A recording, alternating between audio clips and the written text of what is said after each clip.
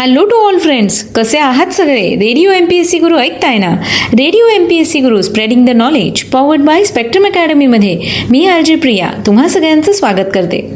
मित्रांनो, दिवसाची सुरुवात आपण एक सुंदर आणि प्रेरणादायी विचार ऐकून करत असतो. चला तर मग ऐकूया आजचं विचारधन हे सत्र. कृती केवळ विचारातून उत्पन्न होत नाही. जेथे जबाबदारी घ्यायची तयारी असते त्यातूनच कृती निर्माण होते. तर मित्रांनो, हे होतं आजचं विचारधन हे सत्र. चला तर मग या सुंदर आणि प्रेरणादायी विचारानंतर ऐकूया आजचं दिनविशेष हे सत्र. इतिहास आपल्याला वर्तमानाच्या शिखरावर आणून ठेवतो, जिथून आपण पाहू शकतो स्वप्न नव्या जगाचं. म्हणूनच आपण कायम स्मरला पाहिजे इतिहास, त्या पवित्र स्मृतींचा. आपला वर्तमान समृद्ध व्हावा म्हणून दिवस रात्र एक करणाऱ्या अवलिया माणसांचा, त्यांच्या प्रयत्नांचा आणि त्यांच्या धैर्याचा. चला तर विद्यार्थी मित्र मैत्रिणींनो, ऐकूया असंच काहीसं खास आजच्या दिवशी आपल्या रेडिओ MPSC गुरुच्या दिनविशेष या सत्रात. आजच्याच दिवशी सन 1940 साली नेताजी सुभाषचंद्र बोस यांना इंग्रज सरकारने कलकत्ता इथे त्यांच्या राहत्या घरी त्यांना स्थानबद्ध केलं होतं. आजच्याच दिवशी 1865 साली लंडन देशात सॉल्वेशन आर्मीची स्थापना करण्यात आली. यानंतर जाणून घेऊया आजच्या काही आणखी महत्त्व. 1972 साली भारताच्या तत्कालीन पंतप्रधान इंदिरा गांधी आणि पाकिस्तानचे राष्ट्रपती जुल्फिकार अली भुट्टो यांनी शिमला करारावर हस्ताक्षर केले. मग मित्रांनो, हा शिमला करार काय होता ते थोडक्यात जाणून घेऊया. भारत आणि पाकिस्तान यांच्यातील तणाव कमी करणे व दोन्ही देशात परस्पर सहकार्य आणि मैत्री संबंध वृद्धिंगत करणे व भारतीय उपखंडात शांतता टिकवणे यासाठी प्रयत्न करण्याचे दोन्ही देशांनी मान्य केलं. या करारातील सर्वात महत्त्वाचे कलम असे होते की दोनही राष्ट्रे म्हणजेच भारत आणि पाकिस्तान हे आपल्यातील वादग्रस्त प्रश्न, मतभेद किंवा इतर समस्या द्विपक्षीय चर्चेद्वारे सोडवतील.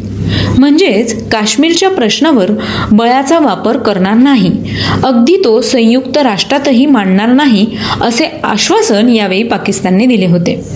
तर मित्रांनो, हा होता शिमला करार. यानंतर जाणून घेऊया आणखी काही महत्त्वाच्या घटनांविषयी. 1983 साली तमिळनाडू राज्यातील कल्पक्कम या ठिकाणी अणुऊर्जा केंद्राची स्थापना करण्यात आली.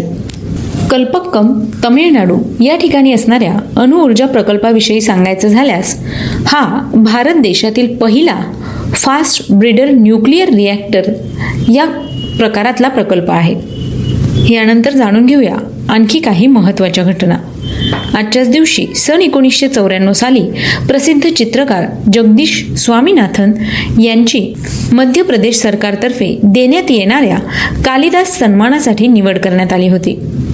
सन 2004 साली युनेस्कोच्या जागतिक वारसा समितीने मुंबईतील छत्रपती शिवाजी महाराज टर्मिनस या स्टेशनला जागतिक वारसा स्थळाच्या यादीत समाविष्ट केलं. छत्रपती शिवाजी टर्मिनस हे पूर्वी व्हिक्टोरिया टर्मिनस म्हणून ओळखलं जायचं. सध्या ते VT किंवा CST या नावाने सुद्धा लोकप्रिय आहे.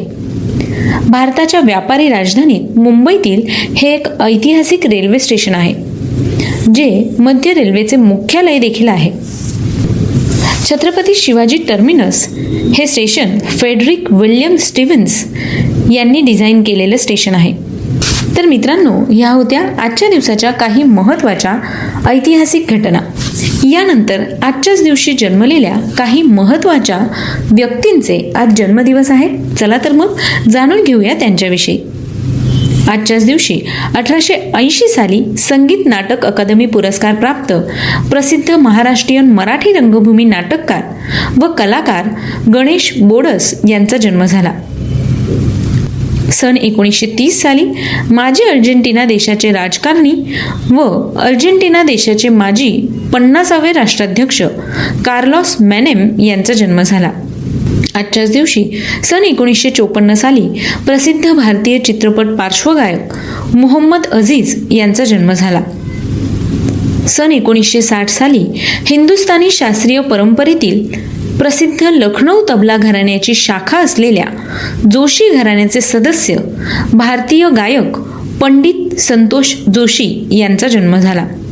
आजच्याच दिवशी सन 1983 साली भारतीय व्यावसायिक पॅरा बॅडमिंटनपटू व उत्तर प्रदेश राज्यातील गौतम बुद्ध नगरचे जिल्हा दंडाधिकारी सुहास ललिना केरे यथिराज यांचा जन्म झाला.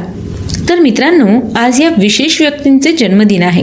त्याच निमित्ताने रेडिओ MPSC गुरुकडून त्यांना वाढदिवसाच्या खूप खूप शुभेच्छा.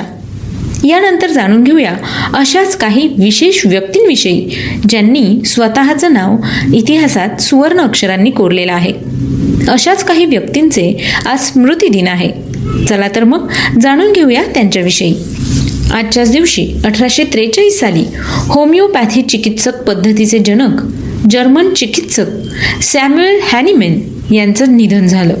सन 1950 साली प्रख्यात भारतीय स्वातंत्र्य सैनिक आणि समाजवादी नेता तसंच राष्ट्रीय मिलिटिया बॉम्बे यूथ लीग आणि काँग्रेस सोशलिस्ट पक्षाचे संस्थापक व कामगार संघटनेचे प्रमुख नेता युसुफ मेहर अली यांचं निधन झालं. आजच्याच दिवशी सन 1961 साली अमेरिकन पत्रकार, कादंबरीकार, लघुकथालेखक आणि क्रीडापटू अर्नेस्ट हेमिंग्वे यांचं निधन झालं. सन 1999 साली प्रसिद्ध अमेरिकन लेखक, पटकथालेखक आणि पत्रकार व इटालियन अमेरिकन माफियाबद्दलच्या त्यांच्या गुन्हेगारीवर कादंबरीचे लिखाण करणारे महान कादंबरीकार मारिया पुजो यांचं निधन झालं. आजच्याच दिवशी सन 2007 साली अर्जुन पुरस्कार सन्मानित माजी भारतीय क्रिकेटपटू दिलीप नारायण सरदेसाई यांचं निधन झालं. सन 2011 साली माजी केंद्रीय कृषी मंत्री, कामगार नेते व माजी कम्युनिस्ट पक्षाचे नेता चतुरानन मिश्रा यांचं निधन झालं. सन 2013 साली संगणक माऊसचे जनक, अमेरिकन अभियंता आणि शोधक डग्लस कार्ल एंगेलबर्ट यांचं निधन झालं. तर मित्रांनो, संगणकाच्या माऊसबद्दल मी तुम्हाला काही सांगायलाच नको. सध्या जो माऊस तुम्ही हातात घेऊन संगणक किंवा लॅपटॉप चालवता, या माऊसचे शोधकर्ता म्हणजेच डग्लस कार्ल एंगेलबर्ट. तर मित्रांनो, आज या विशेष व्यक्तींचे स्मृती दिन आहे. त्याच निमित्ताने या सगळ्यांना रेडिओ MPSC गुरुकडून विनम्र अभिवादन. तर ही होती आजच्या दिवसाची विशेष गोष्ट, म्हणजेच आजचं दिनविशेष हे सत्र. तुम्हाला आमचं दिनविशेष हे सत्र कसं वाटलं ते आम्हाला नक्की कळवा. त्यासाठीचा आमचा व्हॉट्सअप क्रमांक आहे 8698869880 म्हणजेच 8698869880. सोबतच तुम्ही आमचं दिनविशेष हे सत्र आमच्या स्पेक्ट्रम अकॅडमी या यूट्यूब चॅनलवर देखील पाहू शकता किंवा मग स्पॉटिफाय म्युझिक ॲप, अँकर FM आणि गुगल पॉडकास्टवर देखील रेडिओ MPSC गुरु पॉडकास्ट ऐकू शकता. आणि हो, तुमचे फीडबॅक द्यायला विसरू नका. ऑडिओ किंवा टेक्स्ट मेसेजेसमध्ये तुम्ही तुमचे फीडबॅक आम्हाला पाठवू शकता, जे आम्ही आमच्या रेडिओ MPSC गुरुच्या चॅनलवर ब्रॉडकास्ट करू शकतो किंवा मग तुमच्या फीडबॅकबद्दल तुमचं नाव घेऊन आम्ही सांगू शकतो. याचबरोबर तुमचे जर काही सजेशन असतील तर ते देखील आम्हाला नक्की कळवा बरं का. सो फ्रेंड्स, मी प्रिया तुम्हा सगळ्यांची रजा घेते. पुन्हा भेटूया उद्याच्या दिनविशेष या सत्रात. तोपर्यंत ऐकायला विसरू नका रेडिओ MPSC गुरु, spreading the knowledge, powered by spectrum academy.